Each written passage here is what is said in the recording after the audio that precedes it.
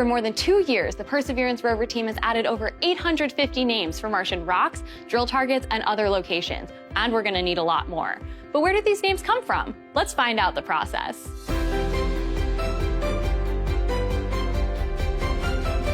Here in the operations area for the Perseverance rover, the team is driving into new Martian terrain every day, just like our other rover, Curiosity. I'm joined today with Tina Seeger, who's going to tell us a little bit about her role on the rover teams and why it's important.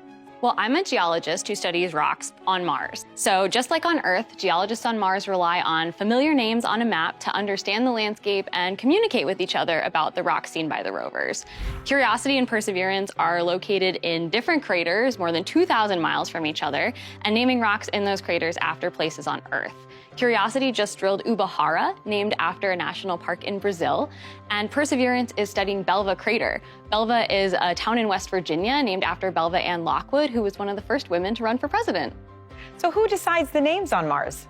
Well, official names get assigned by the International Astronomical Union, which has strict guidelines for features across the whole solar system. Small craters on Mars must be named after small towns like Belva or like Jezero, where Perseverance is located, which means lake in many Slavic languages. Smaller features like rocks, cliffs, meteorites, those get nicknames chosen by the rover teams that are not official, but they do stick. How do you come up with the names for these smaller features, like rocks? Well, in the 90s, they came up with names on the fly, and that's why you got silly names like Barnacle Bill, Indiana Jones, but now we compile lists of names ahead of time based on different themes. We draw a grid on the map where each square is a different quadrant that represents a different theme. Curiosity has used names from South America, Scotland. Perseverance uses names from national parks around the world. How were these names decided? Names can come from anywhere in your imagination. Going back to Pathfinder, a rock looked like the face of Yogi Bear and got the name Yogi Rock. This meteorite is Heat Shield Rock, which sits near debris from Opportunity's Heat Shield. Drilled rock samples that Perseverance has dropped for collection also have names like Bear Wallow, which is named after a hiking trail in Shenandoah National Park.